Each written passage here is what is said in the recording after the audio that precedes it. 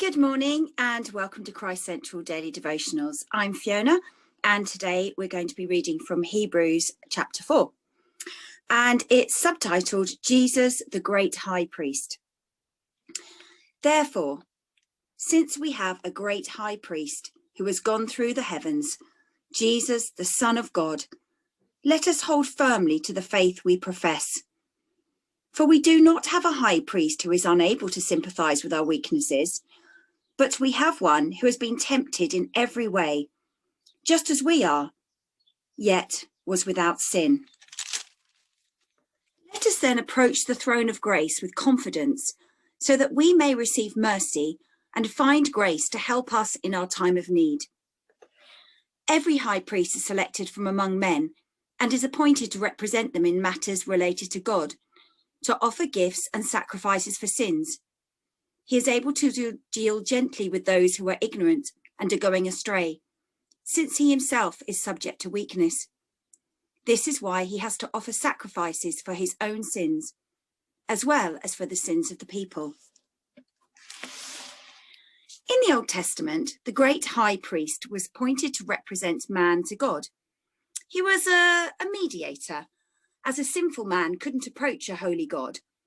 And the high priest would offer sacrifices as atonement for man's many sins. Every high priest from Aaron onwards was a representative of our great high priest, who is, of course, the Lord Jesus Christ. Although our great high priest is the eternal Son of God, he laid aside his glory to become a man, so he could identify with the human race in every possible way. He was tempted, like we are, but he didn't sin. He was poor, but he trusted God for all his needs.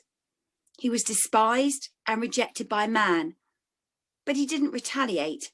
He handed everything over to God. He was falsely accused, but remained silent because he trusted God to vindicate him.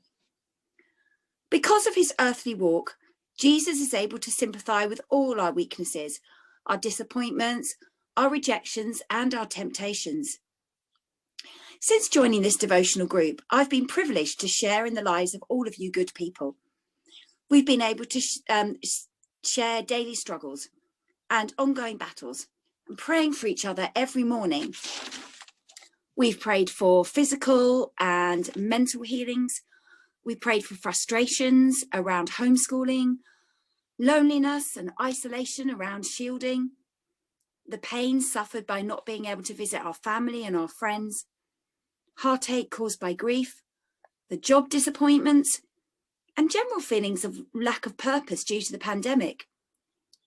We've prayed for those who have COVID and those suffering from long COVID, trials we weren't even aware were actually a thing about 18 months ago. Because Jesus was a man, he too suffered human emotions, such as hope, fear, joy, and pain, anger, grief, suffering, and sorrow.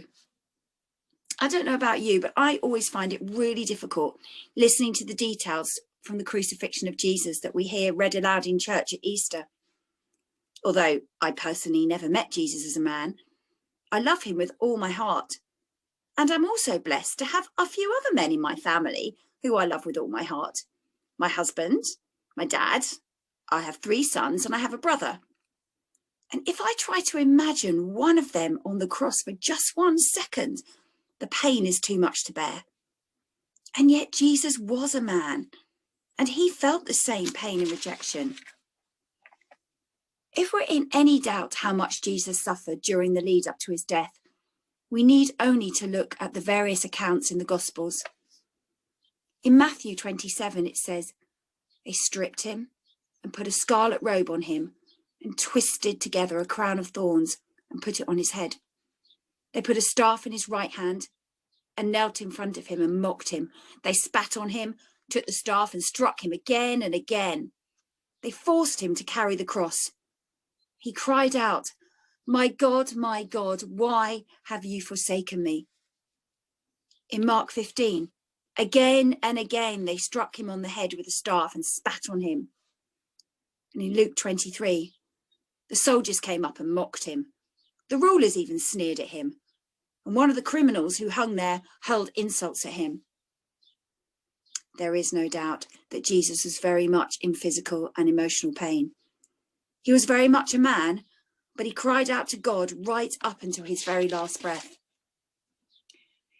Lily reminded us last week of the verse in Matthew. Do not worry about tomorrow, for tomorrow has enough worries of its own. And Richard and Julian discussed the verse in Hebrews 3. Today, if you hear his voice, harden not your heart. We seem to have been really provoked during this study on Hebrews to focus on the word today. Our lives have changed immeasurably since the lockdown, another word we'd not even pretty much heard of 18 months ago. More than ever, we need to embrace the day and go to Jesus, who is our great high priest. He knows us, he cares for us, and he suffered for us and like us. He's available today. Now let's go into a time of prayer and seek our great high priest for ourselves and for each other today. Thank you for listening.